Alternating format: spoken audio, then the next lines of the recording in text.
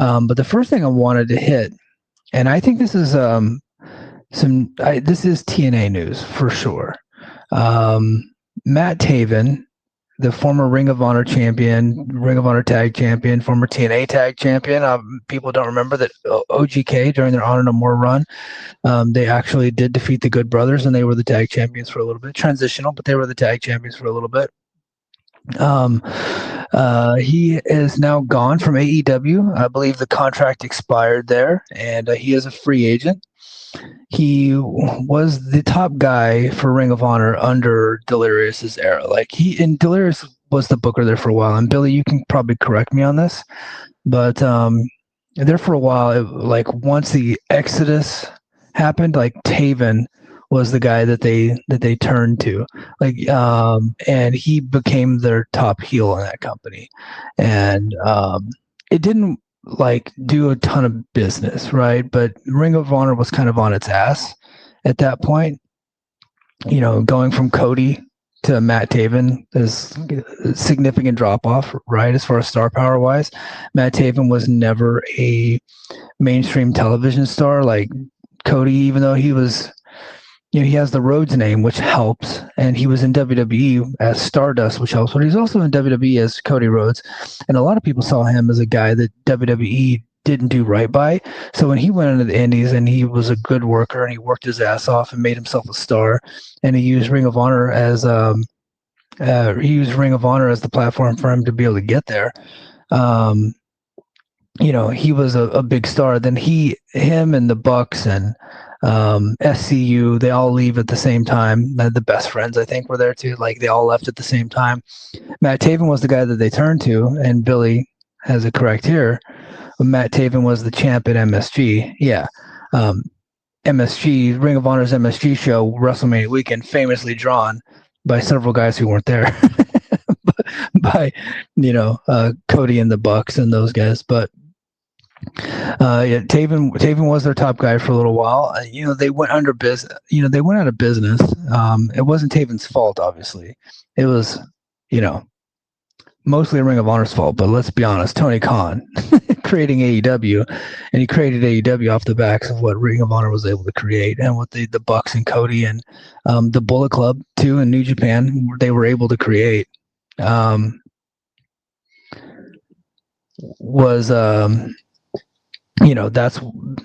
had to kind of pilfer New Japan and TNA and Ring of Honor to be able to create AEW, and that's just the nature of the beast. That's how it happened. That's how it all went down. So that's what ultimately led to the demise of Ring of Honor. And Taven was there left holding the bag as their top heel, and it didn't quite work out for him.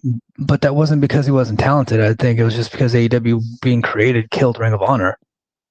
And but he has experience as a top guy, and he has experience getting booked by Delirious. And I was so impressed by him whenever he came over to TNA as part of Honor No More. And I went back and listened to some of my commentary back then. And I always felt like he was the hardest working guy in that group. He came into TNA, and you could tell he wanted to steal every scene he was in. And every match they gave him, he worked his ass off. And he had good matches, and OGK had good matches. Now with the Good Brothers phoned it in on the way out. But I liked the Honor No More group. Once Tony Khan bought Ring of Honor, then the Honor No More group was dead. Essentially, the whole storyline had to die. But initially, I really enjoyed it, and I thought he was the highlight of that group. And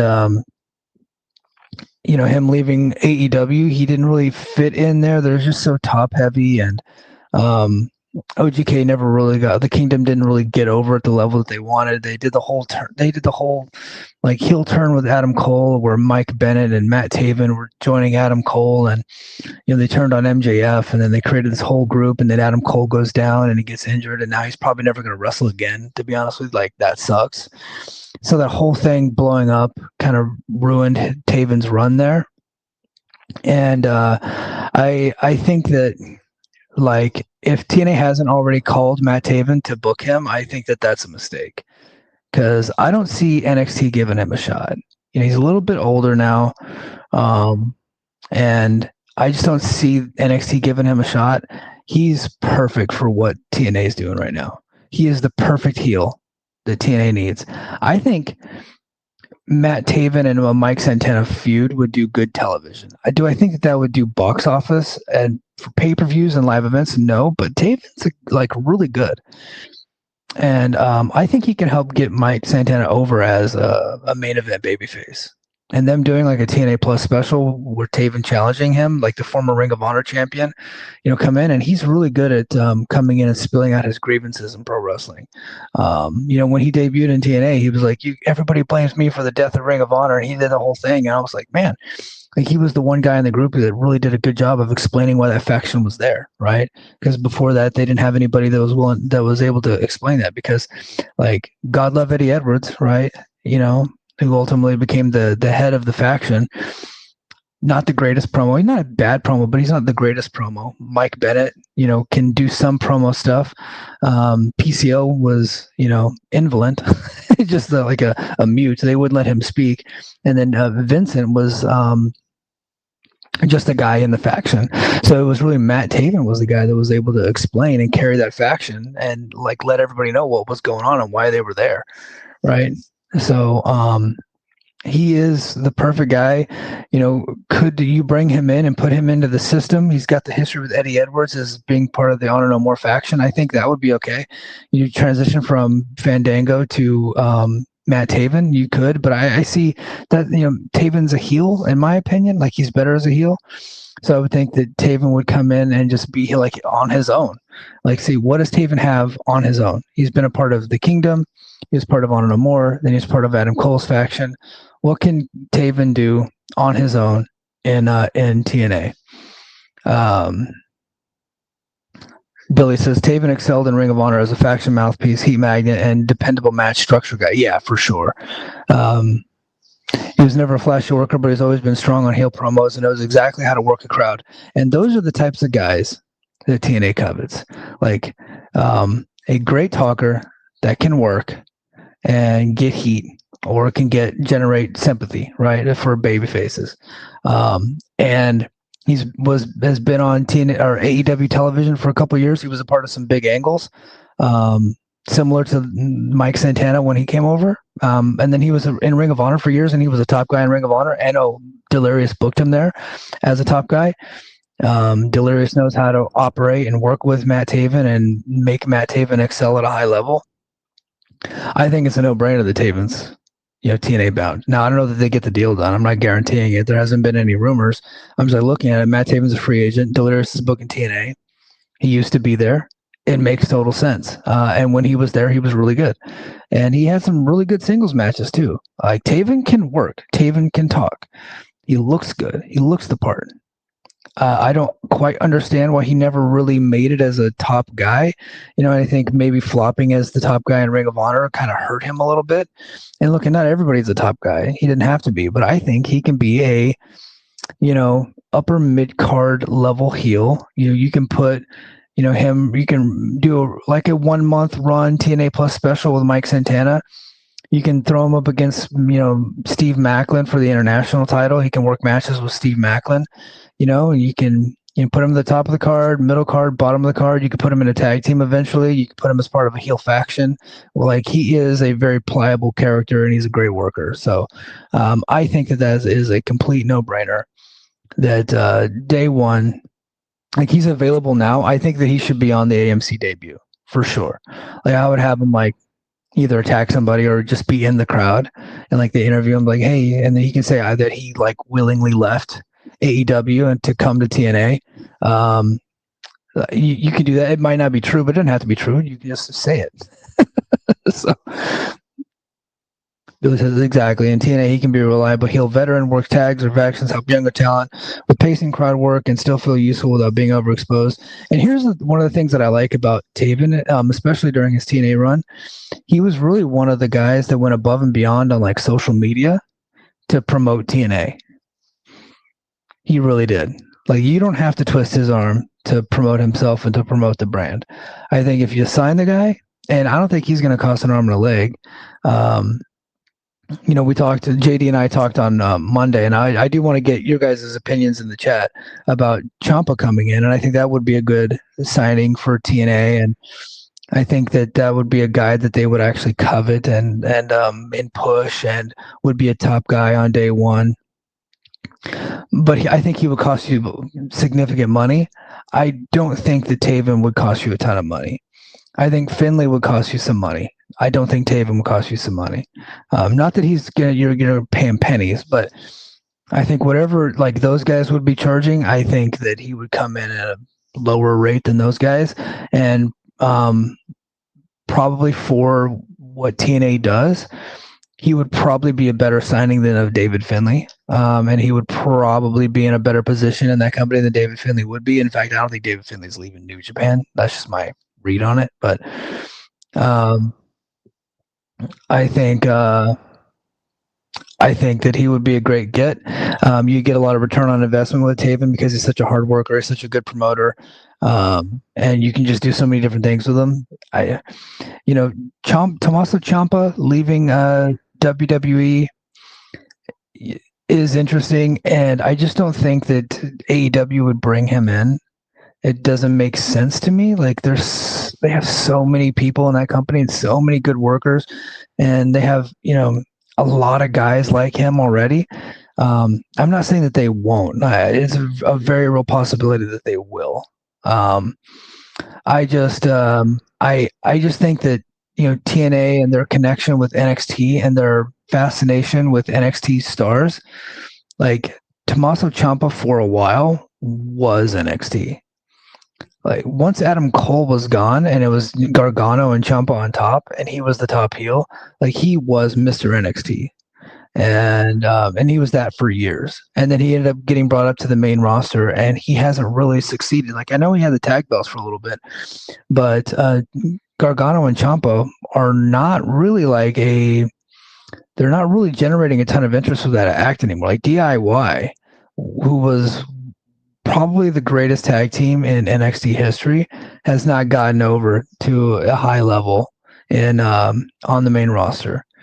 Some people just don't have it in the main roster, and he just did. Not that he was bad on him; he wasn't bad, but he just wasn't like there was a ceiling for him on the main roster. He leaves WWE. I think that there's no way they're going to put him back in NXT because they have to pay him NXT money. So I think that he sees it and he leaves. He goes to TNA. He's automatically what he was when he was in NXT when he left, which was the top heel and the straw that stirs the drink. I think he comes in to TNA and immediately is not the top guy, but a top guy. And that is along with Mustafa Ali, and Nick Nemeth, of course, like one of the top heels in the company. And now you have like another strong, unless you want to bring him in as a babyface, then I think you could do that. He could work babyface too. And then you could flip him heel down the road. I think that he's excellent. I think he has really good matches and he's a good talker, great facial expressions, and he's been a television star for a decade, right?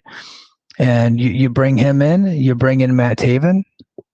Those are two really good signings for TNA. And it's like, okay, you're starting to generate a little bit of buzz, a little bit of interest. Are they huge difference makers? No. But other than Jericho and I would say Braun Strowman, there's no difference makers on the free agent market. And Jericho appears to be earmarked for WWE. They're already starting to tease him. He wasn't on Raw last night, and I don't think anybody really thought he was going to be there. But WWE has started the teasing campaign of Jericho coming in, like they did on social media. They're just going to be dropping hints here and there, and then eventually Jericho's going to show up. Is it going to be at the Rumble? I don't know, but I think that he's WWE bound. Now, Sean Ross Sapp on social media yesterday was saying that he wouldn't be surprised if Jericho showed up in WWE, TNA, and AAA. If he goes to the WWE, I don't think he's showing up in TNA. Could he show up in AAA? I think yes. I think that would actually make sense given his history in Mexico and the fact that he's worked Arena Mexico fairly recently within the last couple of years. And I think that would mean a lot to him to go work with Conan because they're still pretty tight. But I just don't see him coming into TNA. So who are you left with? Well, we've talked about Finley. I don't see them bringing in Finley, and I don't see them even understanding or getting how to book Finley. You got Tommaso Ciampa, who I think they would get, understand, and book well. Same with Taven. They would get, understand, and book well. And he would, do a really good job for them. EC3 now on the market. I think TNA, I'm predicting all these guys coming in, like they only have so many roster spots, right? So when you have like a long list of free agents, TNA is probably only going to get a couple of them. So now that Matt Taven and Tommaso Ciampa are free agents, I think EC3 is a guy that they would bring in, that they could bring in. Should they? I'm on the side that says they should not, because I think he's cooked. But I just look at what they covet and what they like, and they like guys that are television stars, that have television experience, that can talk, work is secondary. And an EC3 would fit that mold, but I would, like, if I were them, I would prioritize Ciampa number 1, Taven number 2, and then down on the list is like EC3. Mikey Gilbert personally would prioritize David Finlay too, but I just don't think that they will. And, I think that you'd have to pay him decent money, right? So I just don't think that they would see that they would get a return on their investment for the cost that David Finlay would cost, because David Finlay was never an American television star. And being a star in New Japan does not mean that you'll be a star in TNA, with some exceptions. Obviously, if they signed an Ospreay or, somebody that, like, if they signed even Okada, like, I don't think Okada does any business for AEW. I love Okada, but I do think Will Ospreay does business for AEW, but I don't think Okada does. So there are some exceptions, right? But you have to be like very super top tier elite level wrestler to be able to come in from being a star in New Japan to do business in America, and Will Ospreay is like one of those guys, right? And I just don't know that David Finlay would get over at the level that TNA would want him to get over for them to be able to get their money back. And so I just don't see them going for him. But Ciampa, Taven, EC3, yes. Braun Strowman would ask a lot of money, and he's washed. But he would be a difference maker, and not to the level of the Hardys or Jericho. He'd be like the next rung down. But I think that, when they're doing those autograph signings and they're doing the merch and all that stuff, like, he would have a long line too, because he was a main event level WWE wrestler for a long time. He's a big star. His cooking show does great numbers, right? So, like, he's still really popular. So I think that he would be a difference maker, and I think that they would get the return on investment, but I just don't know that they're going to do that. So, Billy says Taven also brings in the 40-something women. Yeah, there's a demo there that still responds to him for sure. Yeah, the Cougars love old Matt Taven.